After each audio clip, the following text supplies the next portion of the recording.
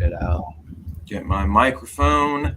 Hello, what's up, everyone? So today we were originally planning on having a chat with fellow YouTuber Skeptical Mantis about history of the Black Panthers, the effects and changes in their practice, as well as the Black liberation movements throughout the 50s, 60s, and 70s, all the way back into the 20s.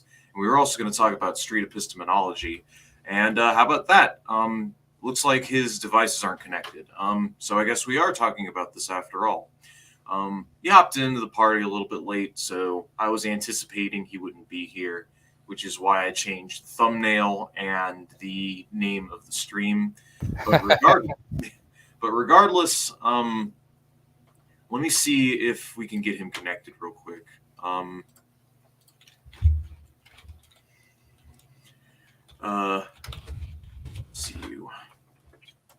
See him. Unfortunately, his devices are not connected.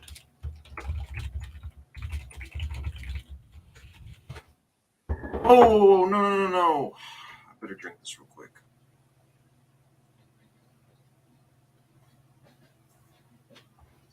I almost spilled coffee all over my table. Damn.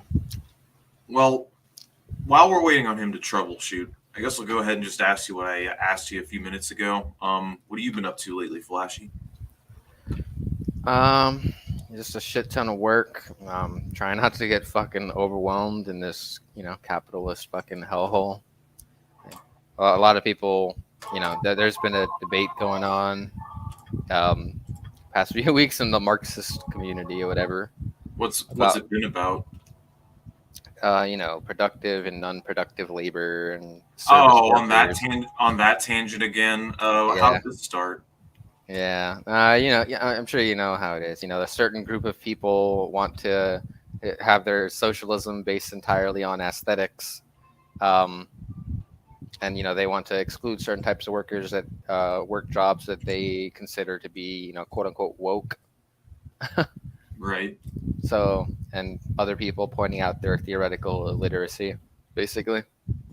But a lot of people don't realize that, it's not just manual laborers that are proletarians, or that, suffer from fucking capitalist fucking isolation and all this shit. Like, you can feel isolated, like in any type of job, basically, but. Oh, of course. Yeah, I remember making a video about it a while ago. Oh yeah, Mantis is in the house, by the way. What's up, Mantis? Yo, what's up, everybody? Thanks to Trav for having me. What's up to Flashy? What's up to the audience? Glad to be here. Yeah. Sorry about the technical difficulties, but you're here. And since you're here, we may as well return to the rails we were once on and go back to talking about what we were originally going to talk about. But I just want to quickly finish up a tangent. In regards to the whole productive versus unproductive labor, I actually made a video responding to Jackson Hinkle about this a while ago, basically talking about like how the term PMC is meaningless and how like actual productive versus unproductive labor, it has nothing to do with whether or not people are producing like straight goods, and that services are actually a valid form of productive labor. It's all about what generates a surplus is basically what the crux of my video was. Yeah. And then I brought up Jackson's sexism and his clout-seeking grifting, and then that's when that was pretty much like the main fissure I had with the NatSoc community, the NatSoc groups. Yeah, the literal NatSoc stuff. I went on a rant in your server about them a couple of days ago. I don't know if you read through that. Interesting stuff. Oh, yeah. Long story short.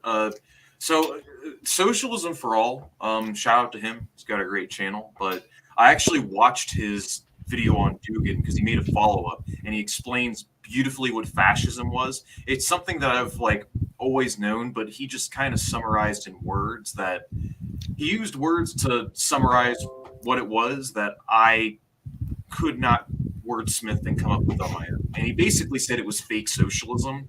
It's basically when you have populist, anti-establishment sentiments on the rise. As the status quo fails, people look for alternatives. And what fascism is it's basically an effort to recuperate and re-co-opt those sentiments and astroturf it into a false consciousness, blaming XYZ group for whatever the problem is. And if we could only purge these undesirable elements out from the system and overthrow the elites, whatever the fuck that means, then we could fix everything, you know?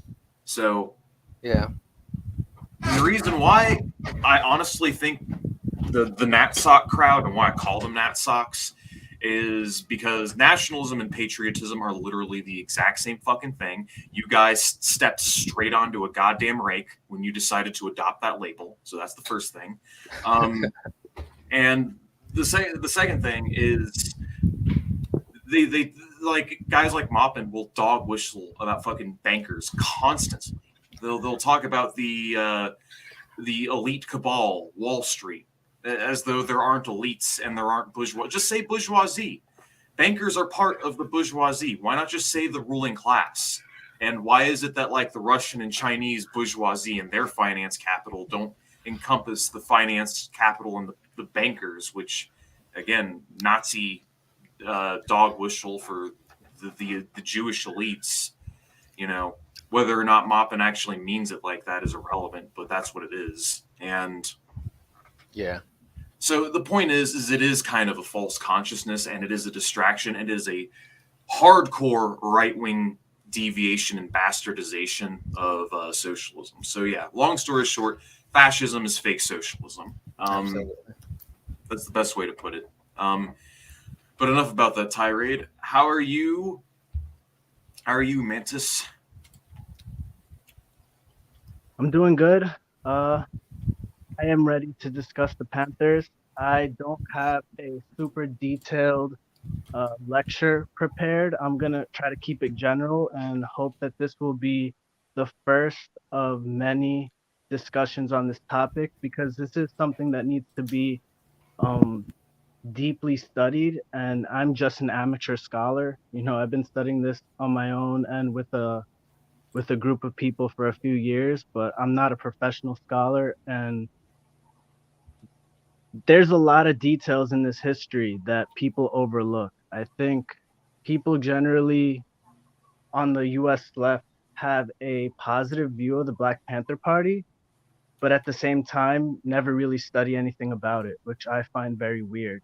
And there could be many reasons for it, but I think leftists in the US tend to know much more about international revolutions and struggles, which is very valuable and very important, but they barely know anything about the Black Panther Party or like the details of what happened in the 60s, which was the last great insurgency in this country. And I think we need to change that. I believe it was Mao that criticized Chinese communists at one point for being experts on European history and knowing very little about China, including like the anti-colonial struggle of China. And I think a similar kind of criticism could be made of leftists within the US today. Yeah. So from what I know about the Panthers, they did actually derive a great deal of influence and inspiration from Mao. I knew who some of the pivotal members were, and admittedly, I haven't read the entire document you sent me. If you'd like, I can get that on screen now, and we can go through some passages and discuss it further. In fact, I think that is exactly what I'm going to do. So, otherwise, yeah, not a lot of people know about the history. Not a lot of people know about the repression which transpired, and I think now is a good opportunity to talk about it. Because me and Flashy, I mean, I only made it halfway through the document, so. Well, to be honest, you probably have more information from that half of the document than most US leftists have on this topic. I really just have to say it's extremely superficial on many people's part. I'm not saying you specifically, just in general. You can even give an example like, this group, Fred Hampton leftists, that formed a YouTube channel. They changed their name to Revolutionary Blackout. I'm not trying to be a hater. I think they do good things, but that would be another example of a group. They literally called their channel Fred Hampton Leftists, and you can tell they barely ever studied any of the details of the Black Panther Party. Like they only recently started superficially looking at it. And it's Yeah. just a worrisome tendency because it's easy to look at little uh how would you say, like snapshots of history, and you can pick and choose snapshots of history and use true facts to promote falsehoods. Like you could take all these things out of context and kind of blur them together, and I think that's what a lot of leftists do with the Black Panther Yeah, history. Yeah, yeah, a lot of these type of people as well, like like they'll superficially say they support the Black Panthers or whatever, and a lot of times they'll bring up, they'll just bring up the Rainbow Coalition and stuff like that. And one thing that I thankfully have not been hearing as much lately, but I used to hear a lot was they would bring up, oh, they worked with the Young Patriots in the South who flew the Confederate flag and everything, and that they would try to pass that off as like them working with like racist like conservatives in the South. But I mean that wasn't the case though. That's not who the Young Patriots were. The Young Patriots were progressive leftists, and literally like I forgot where I read it. I think it was on Redneck Redneck Revolt. Revolt. Yeah, Redneck Revolt. I read on Redneck Revolt a interview with the former leader of the Young Patriots, and he said basically that once they started working with the Black Panthers, they realized what that flag meant to the Black Panthers and their people, and then they stopped using it eventually. So Yeah, in regards to that, what Mantis said earlier about how people will bring up the more reformist elements within the Panthers, there is additional context which is being left out because the Panthers actually became progressively more reformist as time went on. Basically, as they got repressed by the United States government, as their members literally got assassinated, they pretty much took a much more mild tone with their rhetoric and their activism because they originally started out very radical and they took like a more and more reformist approach over time. And what people will do is they'll look at like the late Panthers of the 60s and of like the 70s, and they'll look at what the Panthers pretty much come today. They'll take, and it's just an example of how the establishment will co opt and recuperate like radical revolutionary efforts to resist it.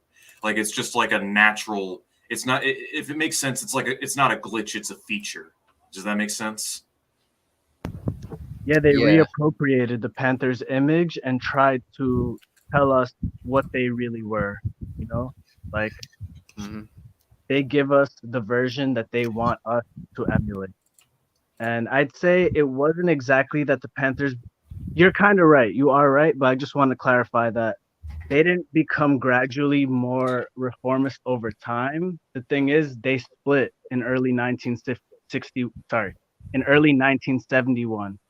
Huey came out of prison at the end of 1970, and everybody expected that he would have all the answers and lead them forward to a great revolution. But I think the expectations of him were very unrealistic, There were some considering unrealistic, the position he was in. expectations.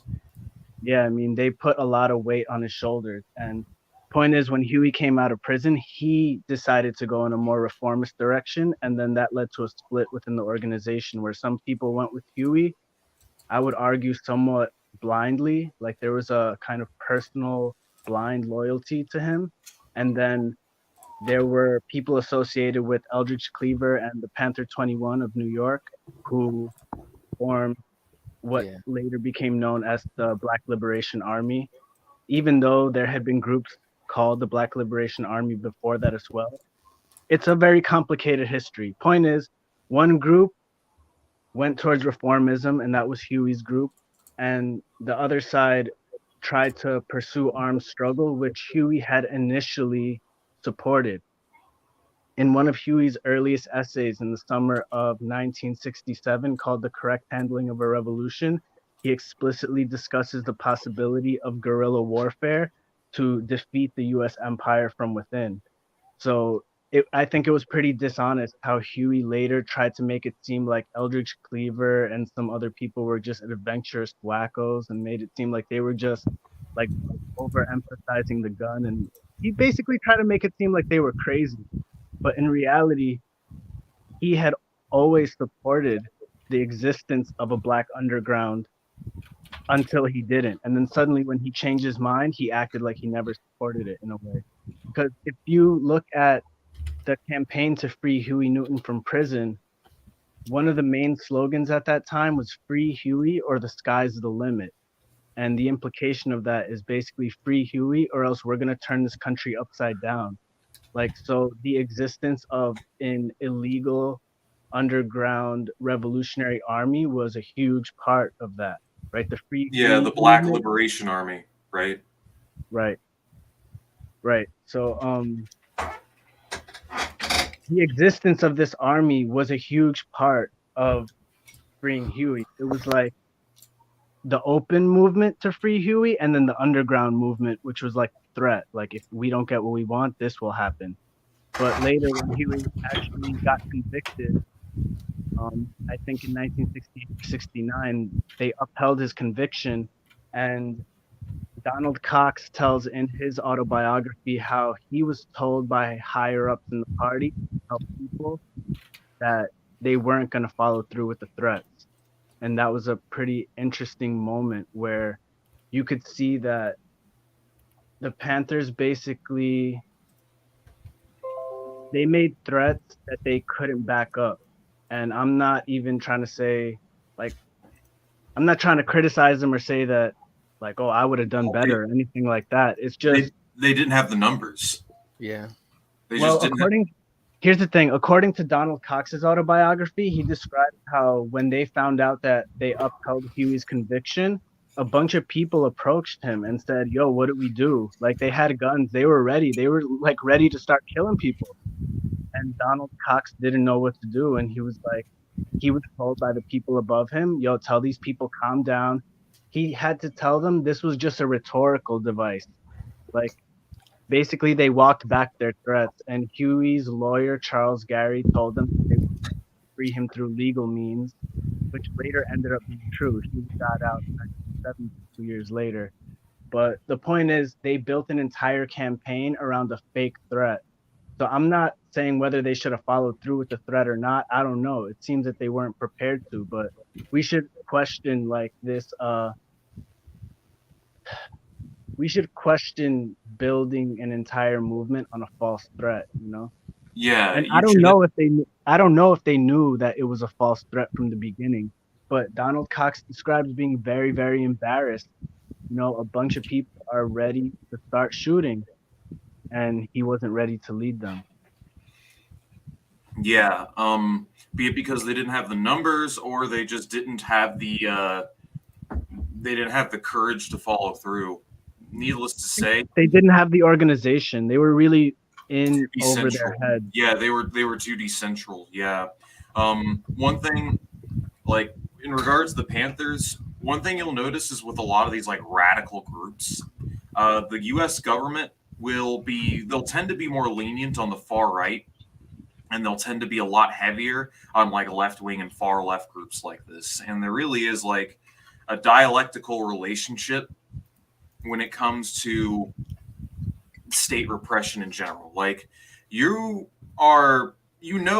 best way to know is if you're a threat to the United States government is if you're being spied on, threatened, blackmailed, and intimidated, and they're watching you. That's generally like a good sign. Like if you're causing a lot of trouble and you're costing important people a lot of money and you're doing actual class struggle, that is a telltale sign that you're actually a threat to the system. Hence why, I mean, they ended up murdering Fred Hampton in his sleep, basically. It's why a lot of these radicals and revolutionaries end up turning up dead left and right. And one of the reasons why the Black Liberation Army, like, it wasn't the BLA, it was a different organization that was the armed paramilitary wing of the civil rights movements. But the Deacons for Defense and Justice is what they were called. And the Deacons didn't disclose a lot of important information about themselves publicly because they knew that it would be used against them. So we don't actually know how many members there were of like organized groups like the Deacons participating in civil rights. But needless to say, the struggle for equality and civil rights and liberation goes a lot deeper than peaceful protesting and civil disobedience, which is the common narrative which is taught to us in schools. We're taught about Martin Luther King. We're taught about not Muhammad Ali, but Malcolm X. Sorry, I mean, though Muhammad Ali did participate in the struggle as well. We're taught about these figures, but we're not really taught about their politics or what they do. They're just sort of like tokenized. But needless to say, they're treated as icons. Yeah, exactly. There's a brilliant quote in State and Revolution by Lenin, and I want to bring up this quote. State and Revolution by Lenin. Lenin had said something wonderful about this exact thing. It's literally like the first chapter of the book. About like defanging figures, yeah. Yeah. What's happening in Marxist theory happened repeatedly to the theories of revolutionary thinkers of oppressed classes fighting for emancipation. During the lifetime, the oppressing classes constantly hounded them, received their theories with the most savage malice. After their death, attempts are made to convert them into harmless icons, to canonize them, so to say, and to hollow their names to a certain extent for the consolation of the oppressed classes, with the object of duping the latter, while at the same time robbing the revolutionary theory of its substance, blunting its revolutionary edge and vulgarizing it. Today, the bourgeoisie and the opportunists within the labor movement concur in this doctoring of Marxism. They omit, obscure, and distort the revolutionary side of this theory, its revolutionary soul. So what was going on in Lenin's day is currently going on right now, and it was even going on in their day as well. So, yeah. I mean, that's all. Yeah, So that's a great quote, and it shows a kind of method of counterinsurgency, like counter-educational counterinsurgency. Think about it, right? Because they can make us believe falsehoods about our own heroes, our own predecessors, and we do ourselves a disservice by failing to study deeply our own, country's movement. yeah, no offense, but you are quite quiet. I'm turning you up. You try speaking again? Yeah, is this any better? Yeah, it's a lot better. I turned you up, so we can hear you better now. All right, cool. Yeah, but as I was saying, so I guess I'll go through some quotes or some passages through the document that you sent me. Black Underground and Black Freedom Movement. The development of clandestine insurgent military force has existed in different periods of the Black freedom struggle in North America. The insurrections and attempted uprisings of enslaved Africans utilized secret conspiratorial organizations. Insurgent Africans certainly could have brought with them a traditional secret societies. Conspiratorial networks were established to connect African fugitive communities with those on the plantation, with the objective of creating a general uprising.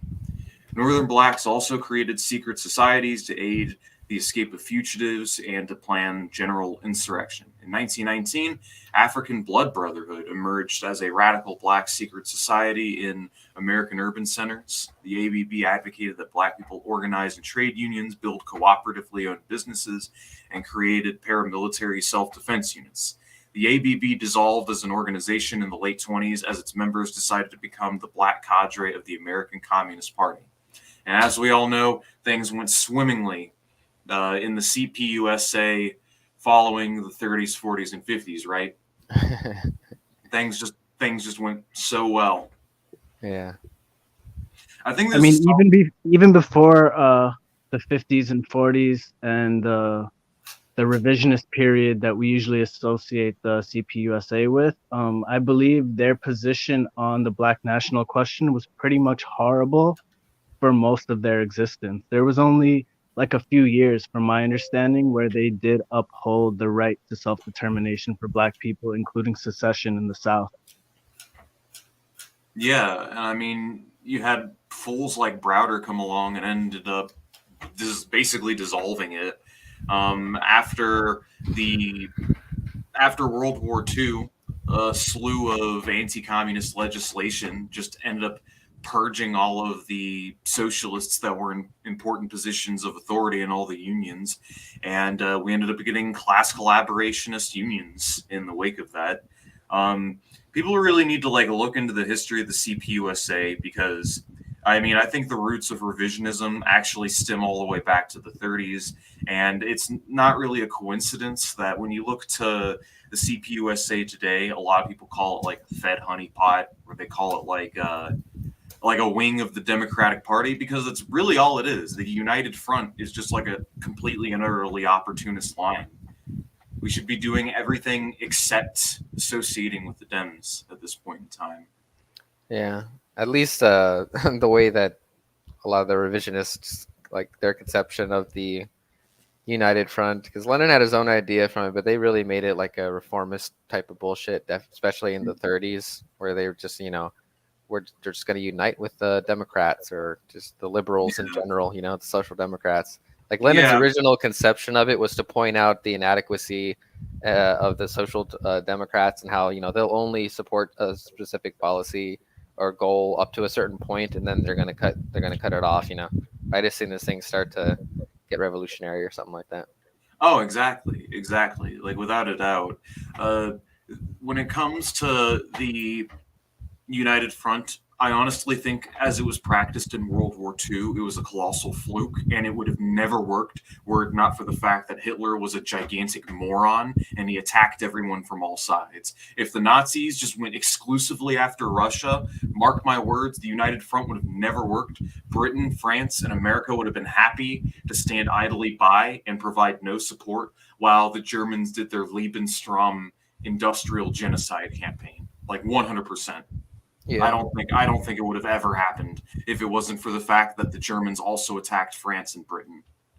I think it also gives like a warped view of like the effectiveness of this Popular Front type shit as well, where after World War II and a lot of the Eastern European countries, how they were like ravaged by war or whatever, like a lot of Popular Front governments ended up getting elected into power and stuff. It just seems to be more of a product of like the conditions that it were a part of at the time, rather than a genuine want for these more progressive minded people to just ally themselves with the communists and their goals. Yeah, precisely.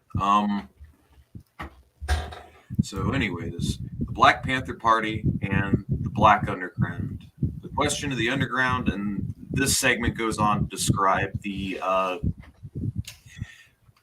activities of pretty much underground insurrectionary groups and so on. So the question of the underground was a principal issue for the Black Panther Party and its inception. Prior to the founding of the Black Panther Party for self-defense with Huey Newton, Bobby Seale was a member of the Revolutionary Action Movement. Seale differed with Ram's insistence on the Revolutionary Vanguard being clandestine. And this just goes back to what I was saying earlier about them basically keeping their activities and their numbers secret.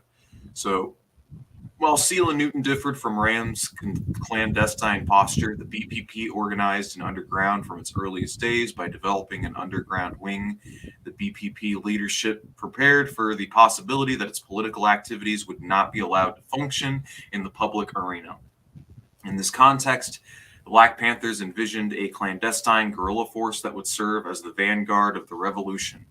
In 1968, Newton said, "When the people learn that it's no longer advantageous for them to resist by going onto the streets in large numbers, and when they see the advantage in activities of guerrilla warfare, they will quickly follow the example. When the vanguard group destroys the machinery of the oppressor by dealing with him in small groups of 3 or 4, and then escapes the might of the oppressor, the masses will be overjoyed and will adhere to this correct strategy." So let's talk a little bit about guerrilla warfare. In regards to the United States, how exactly would guerrilla warfare come about, or really be possible? I mean, I don't even think it really would be at present times, under present conditions. No, I don't think it would be appropriate for any left group to initiate any guerrilla or illegal activities at this time. But I do think it's something worth thinking about and theorizing on, because the whole point of strategizing revolution is planning things in advance, you know? And I think a lot of people push these kind of topics and ideas so far into the future that they never take any steps towards like militant organizing. And I think one interesting thing that you read about the Black Panther Party versus RAM earlier was that RAM was a very strictly secretive organization, whereas the Black Panther Party recognized that one day they would end up being forced underground, but Huey and Bobby Seale recognized the need to have this kind of legal gray area where they were openly advocating for revolution and eventual guerrilla warfare, but at the same time, in their earliest days, they operated mostly within the law, um, to do their open carry patrol police and inspire people and educate the masses. So I don't know if there are legal gray areas in that sense today. I think in some states there definitely are. But Joseph, where yeah, in, Biden, in, not to cut you off, but Biden recently said that if you're pro insurrection, you're anti American. well, I wouldn't argue with that. Yeah, no, Biden, I'm trying to search for the quote, but I know for a fact he said that very recently. I was reading about it on Lefty Poll. But otherwise, yeah, with the present state of things, people are going to have to get a lot more fucking desperate, I feel, before they become open to armed insurrection. I mean, we have the guns and the firepower to do it. America's loaded and packing all types of heat. So the means is there, but the will is another question. Right now, the only armed like terror that we're seeing is coming from the right, and it's like individual spontaneous acts of terror, like just like cathartic lashing out like a bunch of spoiled children, basically. So that's pretty much, and I mean, we could probably use that as a propaganda point against the right as well. Like, yo, notice how the majority of right-wing terror attacks or majority of terrorist attacks in America are from like American right-wing Looney Tunes, basically. So I mean, we could use that.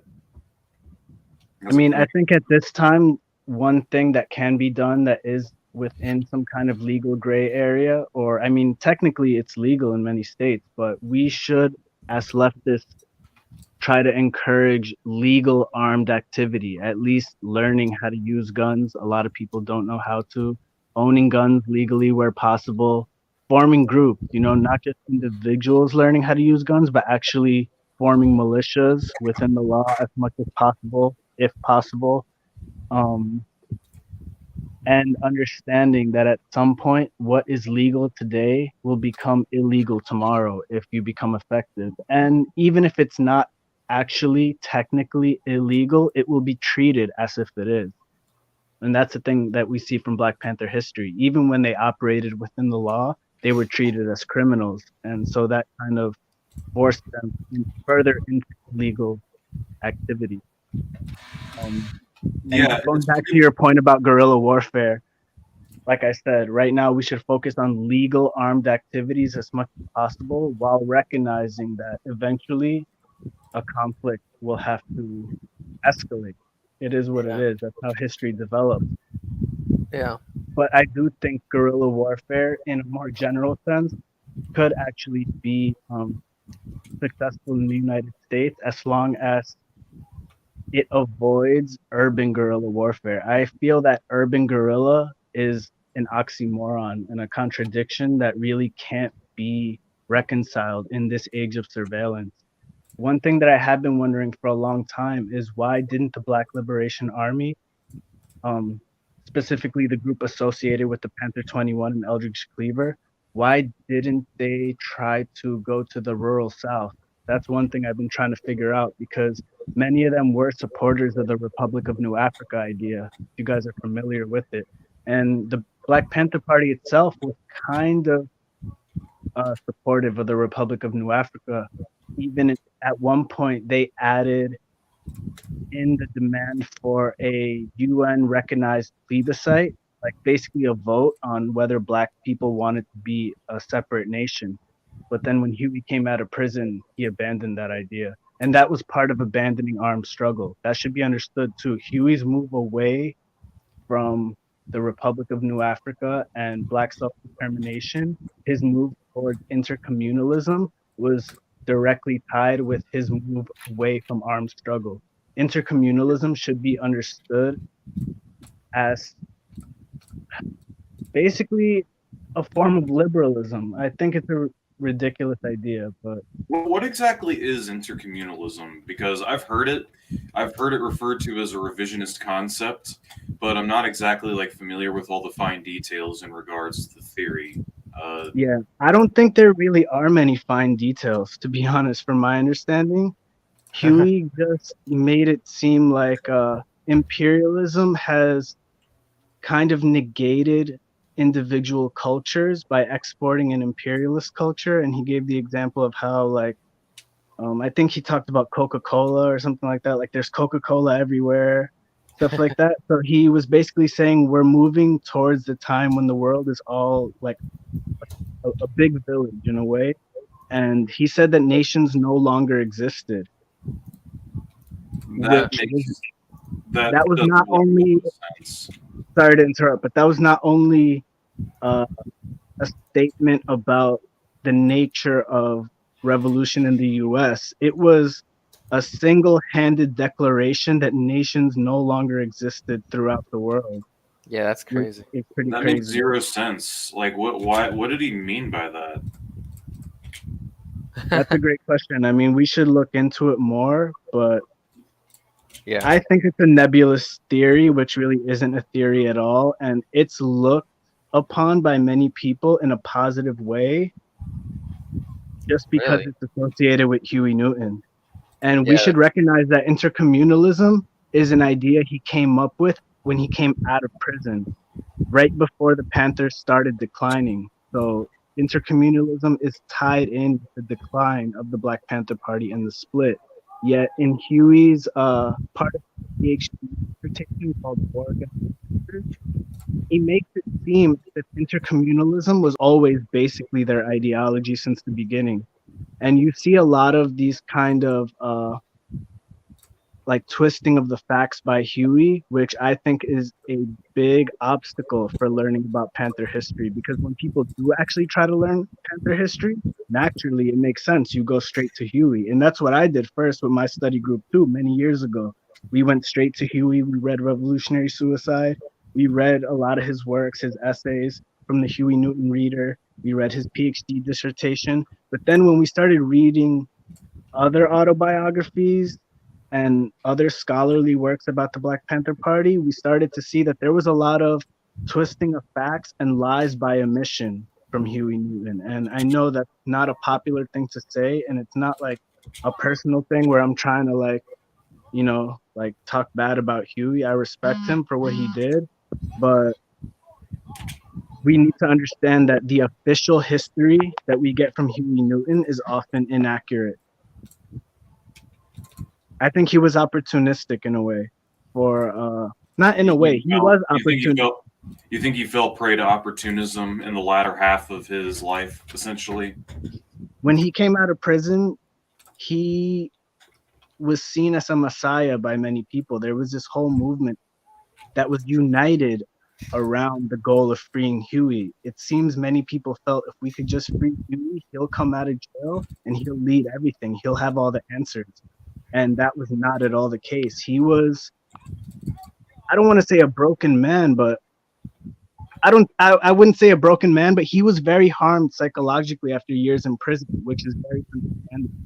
So for him to come straight out of prison and try to lead this revolution almost single-handedly was unrealistic. And I think that says a lot about the culture of the Black Panther Party too. Like Donald Cox talked about how people had like a messiah mentality. They were looking for a messiah.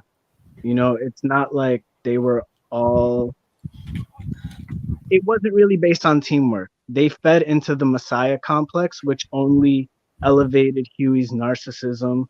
And when he came out of prison, he was living a kind of celebrity lifestyle. From what I remember reading Elaine Brown's autobiography, they got him a penthouse, um, like in a really nice neighborhood, a really nice penthouse when he got out of jail, because they believed that it would protect him from like police harassment or assassination attempts and stuff like that.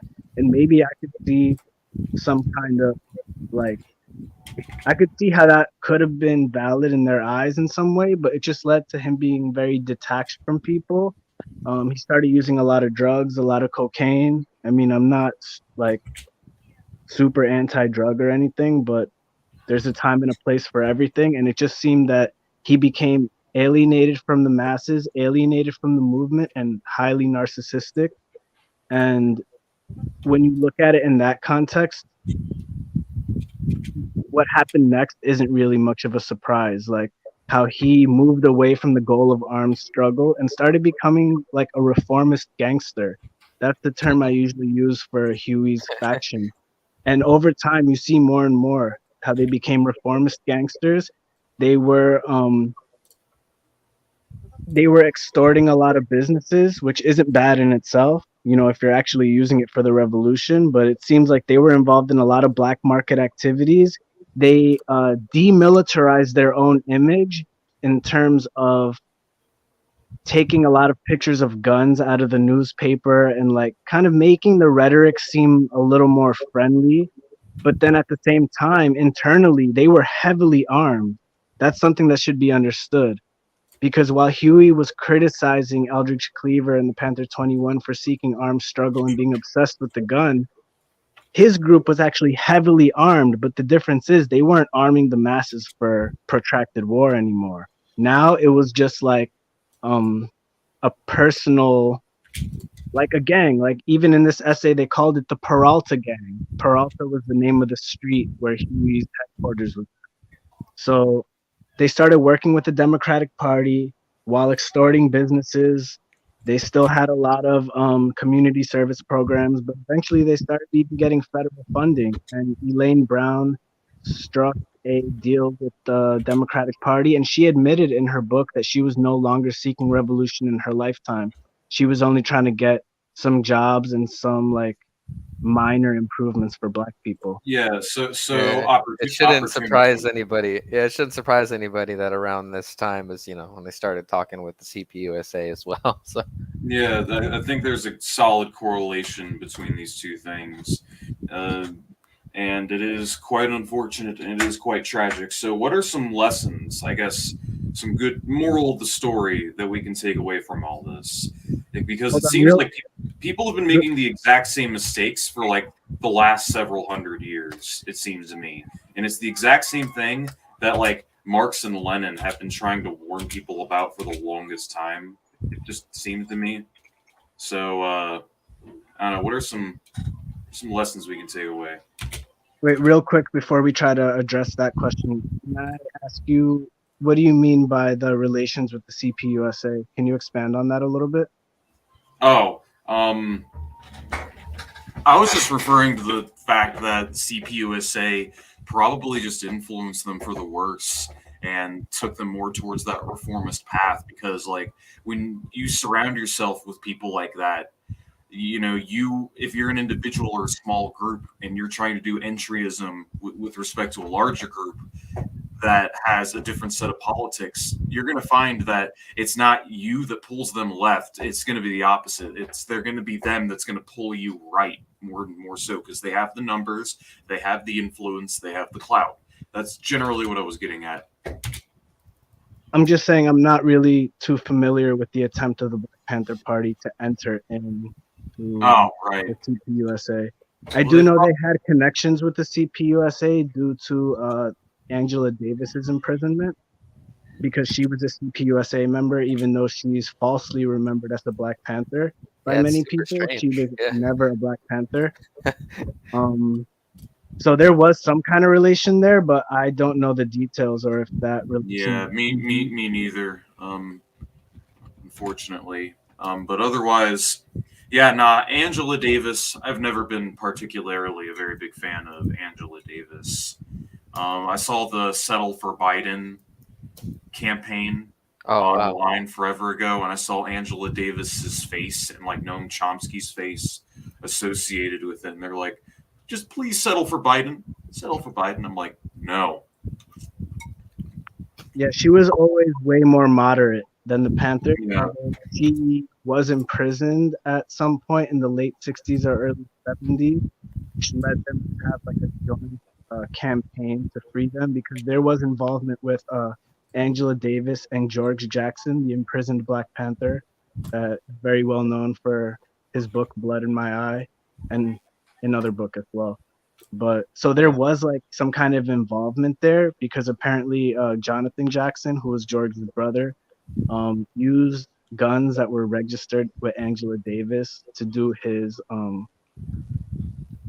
raid of the Marin County Courthouse. I don't know if you guys are familiar with it. I don't want to get too convoluted with it, but Jonathan Jackson ran up in the courthouse trying to liberate some prisoners, and they held a judge hostage, and it led to police officers coming and just shooting everybody, including the judge, I believe, who was held hostage. He was killed. Oh, really? Yeah, Wow. a very important event when talking about armed struggle in the Black Panther Party because at this point the split hadn't happened yet, and Huey actually eulogized Jonathan Jackson in a very positive light.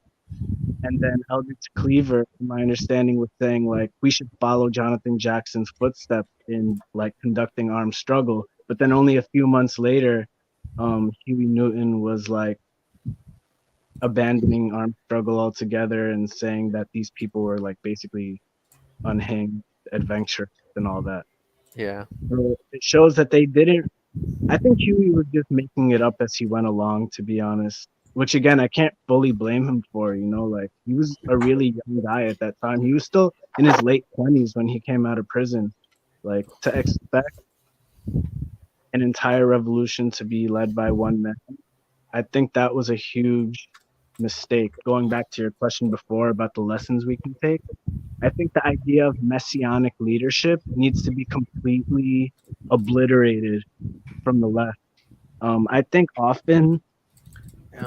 like, people will criticize leftists or communists for being cult-like, and many leftists will also criticize each other and different groups for being cult-like in different ways. But somehow it's so easy to see when other groups are cult-like, but it's really hard to see when our own groups are cult-like. And I Yeah. think messianic leadership is one of the most obvious forms of cult-like behavior, but there's a lot more subtle um, like signs of cult-like behavior, dogmatism, very rigid forms of thinking. And I think we should study like the formation of cults, what makes a cult. This is a very new like field of study, even within bourgeois academia, but it's something that should really be looked into by us because I think when your enemies say you're cult-like, it's very easy to dismiss them. But once you look at groups that you actually think are good and realize even they have cult-like elements, you have to question that and why that was. Yeah. Yeah. What were you gonna say, Flashy? I was gonna say, yeah, and I think that even a lot of like our Marxist theorists in general would agree with this point as well. Like they would probably think anybody who like completely upholds every single word they said and doesn't look at anything critically and how things panned out and like how we can improve the theory itself, like would say that you're actually abandoning the foundations of the theory itself. Yeah, I mean, I'm not a scientist, but I would I would have to put this out there. Like in scientific fields, if one person or a group of people associated with them made a breakthrough in a certain field, that isn't really a reason to just agree with them in the future. You know, they could have been correct before and then wrong later, right? Yeah. But we consider Marxism a science, yet there's this kind of golden boy mentality that I think we look at history through like this lens where just because a certain individual or group had superior insight, or you know, they were the only ones to recognize XYZ at this time, or they were the first ones to like recognize these certain ideas at this time, all of a sudden it's like we have this tendency to feel like they can never be wrong. And it's just I think it's unrealistic, and other scientific people I don't think follow this kind of thinking. Yeah, definitely. And like, I mean, it's pretty clear, especially to a lot of people will seem to admit, at least like more Marxist Leninists and you know, people that stem from there will admit that, you know, Marx and Engels were wrong on certain things, whether it be just being wrong or whether it be through, you know, product of their time and developments that have happened since their deaths. But a lot of them don't seem to want to admit the same thing would happen with like later leaders like Stalin or something.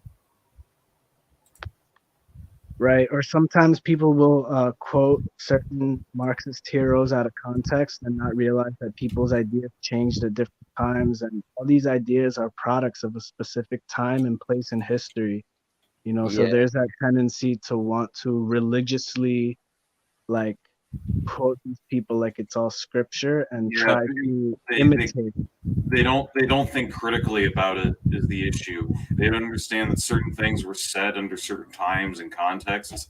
And hell, I imagine that this is going to be even worse around by today's standards because I mean, if you're doing live streams and you're just saying ideas off the cuff without really thinking too much about it, it's very easy to like take these things that people say without, you know, their uninformed opinions. Like people's opinions change, they evolve.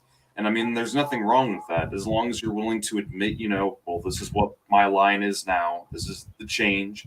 So this is what my stance is now. And what it's just weird because people will do things like that where they try to just quote out of context or they'll quote sniper, they'll try to force very specific interpretations of the theory because they're doing what Mao called basically cutting the foot to fit the shoes, if that makes sense. Yeah, that's a good analogy. Yeah. So, yeah, they're not doing science; they're doing religion or dogmatism in that case, Yeah. which is unfortunately more common than you think in an entire discourse, which is supposed to be about being above that sort of thing. You know? Yeah. I mean, I think the big problem is trying to figure out how to actually be scientific because so many people love the idea of being scientific. I mean, most people do, you know, even Ben Shapiro be talking about facts over feelings, right? Everybody can agree with that in theory, but then how do you actually be scientific when like almost none of us are scientists, like in an actual scientific background? And furthermore, Marxism isn't, I think it's scientific, but I don't know if it's science in the same way that other things are because you can't repeat things under controlled conditions in the same way. So I feel like that's something that needs to be explored more. Like revolutions follow certain patterns, and we could see that after studying like many different situations, different times in history, different strategies, tactics, what worked, what didn't work. It's kind of like martial arts in a way, right? The art of war. It's like war is scientific, but it's an art because ultimately there is this kind of fog of war and this uncertainty that you operate under, right? If Marxism is a communist art of war, then I don't see how it could be strictly a science, you know? And I think when we consider it strictly a science, we can have a very robotic take on like how to apply Marxism. Yeah. I think a document that a lot of people would benefit from reading more so is where does good practice, or where does good theory come from? Where does like correct ideas come from by Mao? And I mean, I know I've said a lot about Mao on this channel. I'm not the biggest fan of Mao, but I think he's something of a savant when it comes to like organizing and like actual strategy and tactics. And I think where do correct ideas come from is an excellent take by him. It's really short document. But what I will say in summary is he's basically saying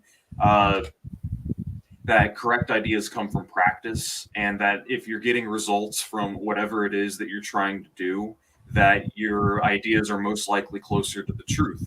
So basically, good theory, good result; bad theory, bad result. Does that make sense? In a sense, yes, but I think he also clarifies, I don't know if it's in that same document or another one, where he talks about how sometimes even correct ideas can still fail if the conditions aren't like mature enough, something like that. Yeah. That's a huge problem with recognizing development of Marxist ideas in a scientific way, because I guess you could, if you fail, you may be kind of married to certain ideas and you may think, oh, maybe I was still right, but then make excuses for why it didn't work. And maybe, yeah, I don't know. I don't have all the answers, not even close. Nah. It's a very complex thing. Nah, I don't even think it's about having all the answers per se, but I do think that it's really just about figuring out what works and what doesn't. I mean, there's a lot of theory that stands the test of time and just objectively works, like third parties objectively do work. And the real way that you push the establishment discourse left is you spend years upon years doing the arduous, difficult, and sometimes very boring work of just trying to organize. The issue is that a lot of Americans, even though they do care, don't seem to want to take politics seriously yet. And the problem with this is that I mean, the problem is this: is people only care about politics in this country once every 2 to 4 years, during midterms and during general elections, if that makes sense. And we need to break people of that habit. We need to get people thinking of politics more than just what it means to pass on your political responsibility onto a politician, because politics is very commodified, and it's a trend that actually we need to change. And in order to do that, I believe it is going to entail us really that's just it, making people care, because as communists our job is to get people to care. I don't know. I think a big part of that is trying to make political practice something that is accessible to people who aren't within leftist subcultures. And I think the Panthers did a good job of that with their programs, feeding the people. Even their first program was patrolling the police and talking to people about why they were patrolling the police, and just inspiring action upon people, inspiring people to get involved. Yeah. I don't know how it is in other places, but in many large cities, I think, I'll speak about New York City at least. In New York City, the left can be very, how do I say this? Like, you show up to a protest somewhere, usually not in a residential area, right? People travel on the train, maybe some people drive, I don't know.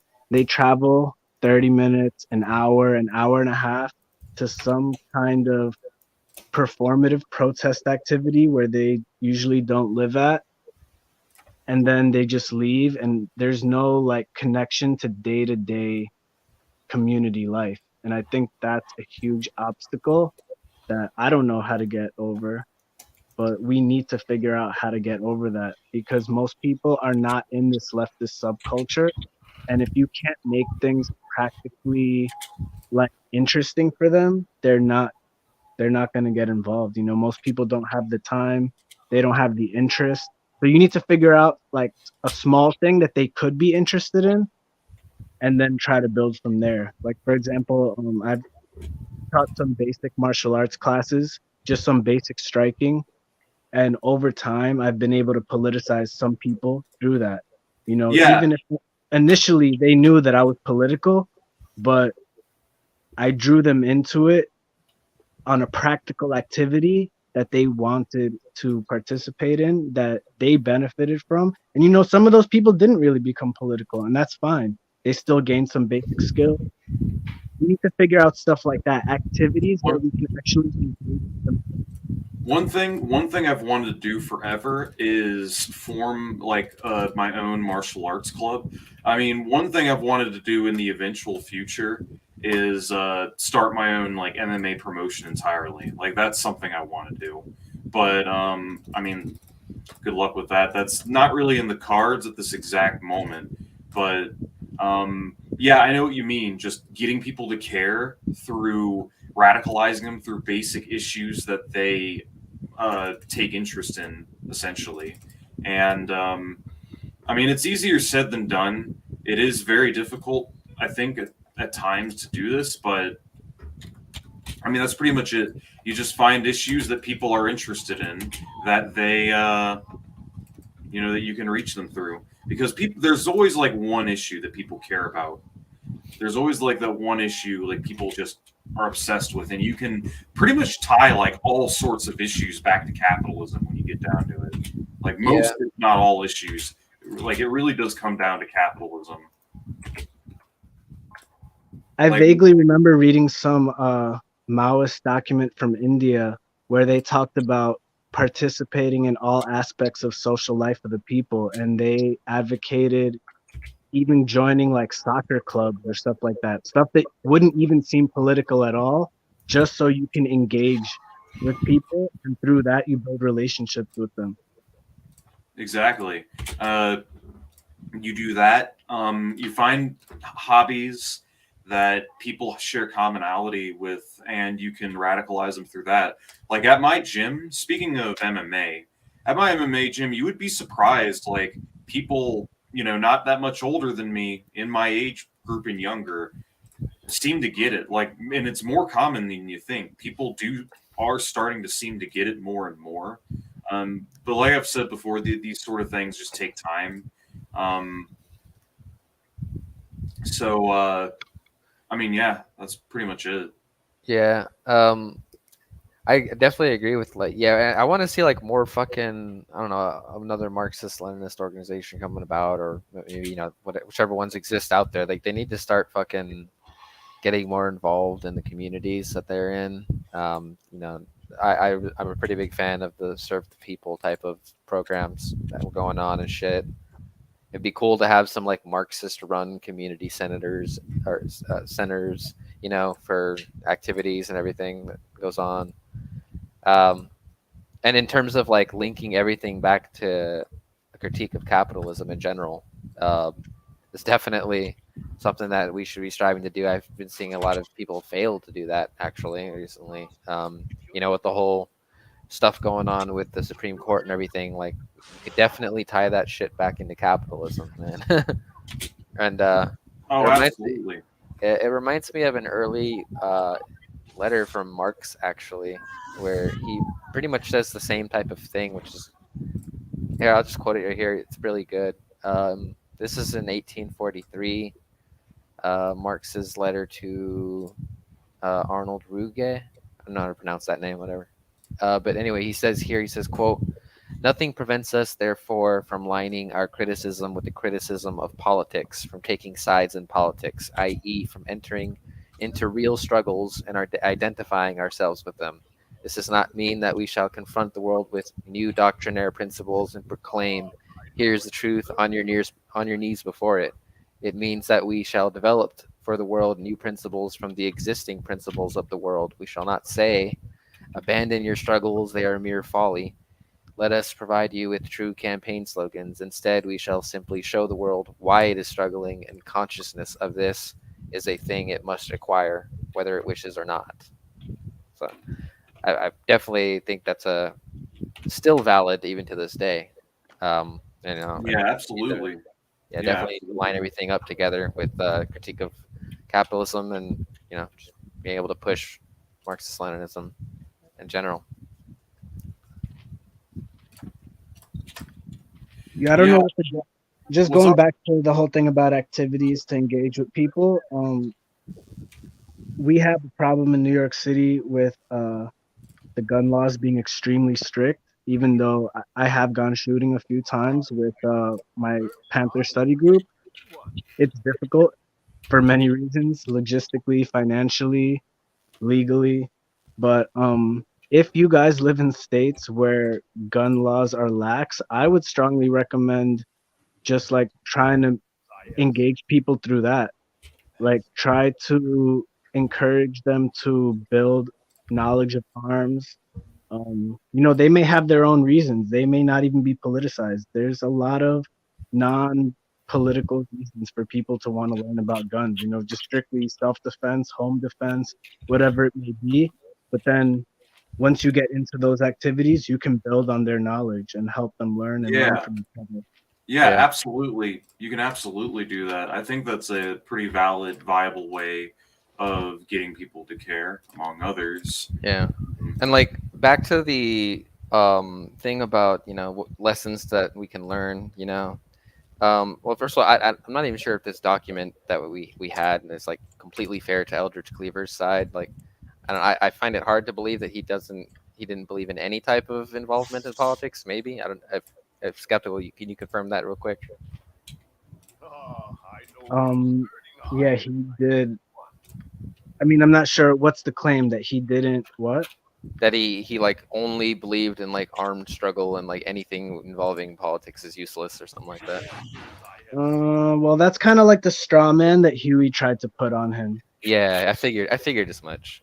But in Yeah. this document, it's actually very fair to both sides, in my opinion, and it leans towards acknowledging Cleaver and the Panther 21's direction as being legitimately building on what Huey initially supported. Yeah. Yeah, see, like that's why even just in like parts of the document that I was reading, like I tend to more identify closer to the Cleaver side, definitely. Like I think that there needs to be a higher unity between armed struggle and any type of engagement in politics and reformism, whatever. And what I see too often, especially in the United States right now, is too much focus on the reformism, too much focus on that, and not enough focus on armed struggle, whether it be legal or illegal or whatever. But there can't be something that Lenin says as well, which is here's something from Lenin's Guerrilla Warfare, which I highly encourage everybody to read because it's a wonderful document. But basically, what he says here is that we don't choose one side or the other of this struggle. There's certain times when one may be used, may be primary over the other, but we don't exclude any of them. But here's what Lenin says. He says, quote, absolutely hostile to all abstract formulas and to all doctrinaire recipes, Marxism demands an attentive attitude to the mass struggle in progress, which, as the movement develops, as the class consciousness of the masses grows, as economic and political crises become acute, continually give rise to new and more varied methods of defense and attack. Marxism, therefore, positively does not reject any form of struggle. Under no circumstances does Marxism confine itself to the forms of struggle possible and in existence at the given moment only, recognizing as it does that new forms of struggle unknown to the participants of that given period inevitably rise as the given social situation changes. Unquote. So definitely agree with him on that point. And we see people like I'm not gonna mention names, but we all know who we're talking about. These types that attack any type of armed struggle as like anarchism and Or just LARP. terrorism. Yeah, They call it LARP. yeah, they call it a LARP. Like that shit is absolutely denounced by Lenin, and he actually thinks that they're an embarrassment. Yeah, no, these people are incredibly fucking infantile. Like, just the people who constantly denounce all this real world action is just not valid or illegitimate. Like, it's really fucking childish too, how people just call everything they don't like a LARP. They'll say like, oh, well, that's a LARP. This is a LARP. Anything that I don't like is a LARP. Anything I don't like is a LARP. It's just infantile to me, Yeah. I agree. I feel like it's a meaningless criticism that like childish leftists throw against each other. And maybe I've been guilty of calling people LARPers too at times, but anytime somebody just says, "Oh, that's cringe," "Oh, that's a LARP," like, yo, that has no meaning. You need a real criticism to back that up, because I would argue that literally every single revolutionary in history could be considered a LARPer until they actually started like challenging power. I mean, And then what is it even supposed to mean anyways? Like, oh, you're just a pretender, you're not really like sincere.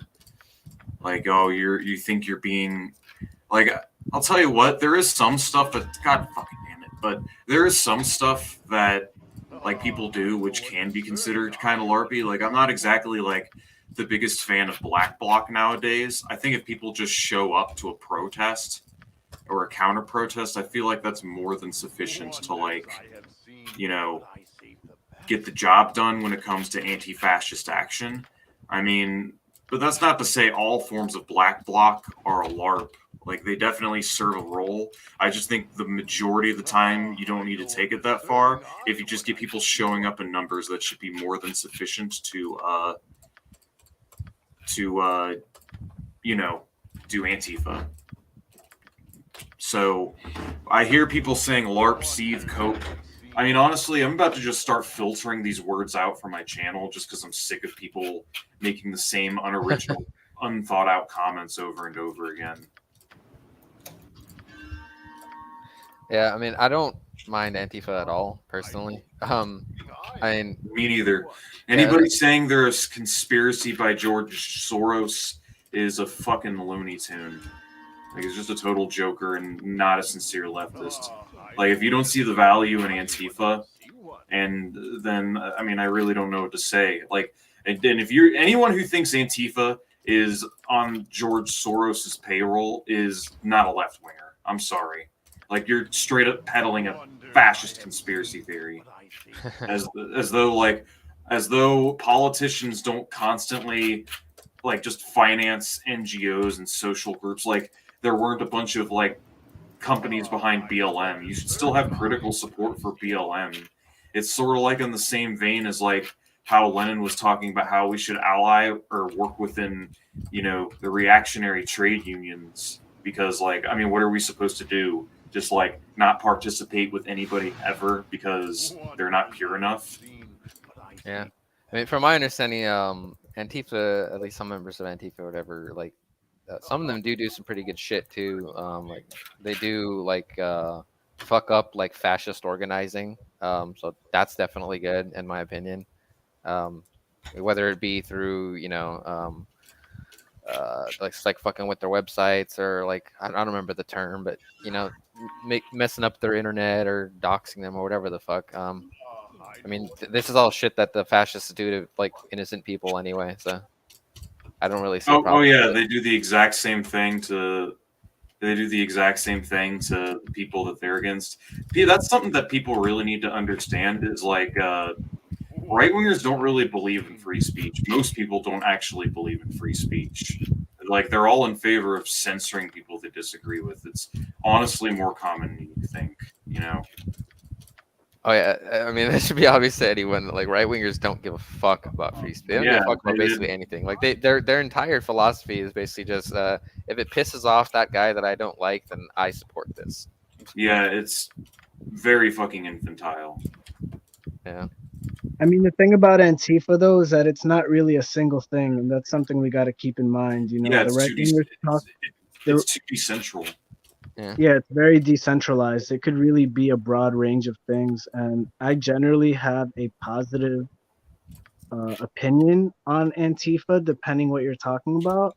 Yeah. I think it's admirable, some of what they do confronting fascists. I really respect that. But we gotta be honest that some people who claim to be Antifa are basically like Biden supporters who like think you're like a piece of shit if you didn't vote for Biden, and like, you know, they claim to be anti-fascist, but really they're only against Trump and republicanism because, you know, that's the greater evil according to them, and blah blah blah. And I do think that is one issue of having such a decentralized movement. It can be anything at any time, and so It's I don't know. super We need to have a nuanced take on it. But overall, yeah, I do think that what they do is good in confronting fascists. And this one professor, Mark Bray, I don't know if you ever heard of him, some white dude. He wrote a book called Antifa, and he talks about how a lot of what they do is like intelligence gathering, doxing people, Yeah. basically like making communities aware that like you have a fascist in your presence, in your neighborhood, at your job site, and basically making the lives of far right wingers very difficult. And physically attacking people is a small part of what they do sometimes. Which is a good thing, by the way, because keep in mind, a lot of those fascists will do the same shit to trans people and shit like that, especially if they live in like a really conservative state or city or whatever, where they'll like dox them, like for people, especially for ones that haven't come out yet entirely or something like that. They'll let their employers know, and a lot of times, these people end up getting fired and shit. So keep that in mind. Like, it's not like these people are just innocent motherfuckers. Like, no. Of course. Yeah, I mean, the main thing I would say is people who do support these kind of activities, um, we need to get more organized. Like, I would love to see Antifa militias, and I think there are certain kind of groups that are kind of like that, like Redneck Revolt. I'd like to see more stuff like that, like it's really cool to confront fascists with baseball bats or whatever you have. I totally respect that. Hats off to you. But like at the end of the day, it's going to be a fight to the death. And sometimes I do see that these isolated attacks against the far right do end up being kind of suicidal. Like maybe people don't end up literally dead, like suicidal in that sense, but they end up getting locked up. Of course, the police are going to take the side of the right wingers. You're going to get locked up forever Yeah, or for a naturally. long ass time, Naturally. and that's gonna cripple your ability to organize something bigger. If I'm gonna do life in prison, I want to make sure that I could do as much damage to the empire as possible. Yeah. Based.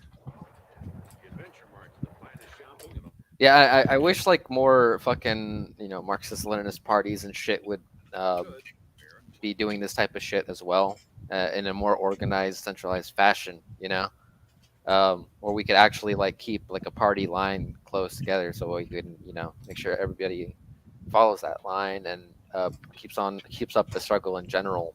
Like, but then we have this type of people that they'll try to discourage that shit, people attacking Antifa and all this stuff, like trying to distance Marxism from Antifa, saying like, oh, we're not about this like terrorism and all this shit. It's like, dude, what the? It's like crazy shit. Yeah, And it's to those type of fucking so-called socialists, like I'll just give them this great thing from Lenin where he says, it is not guerrilla actions which disorganizes the movement, but the weakness of a party which is incapable of taking such actions under its control.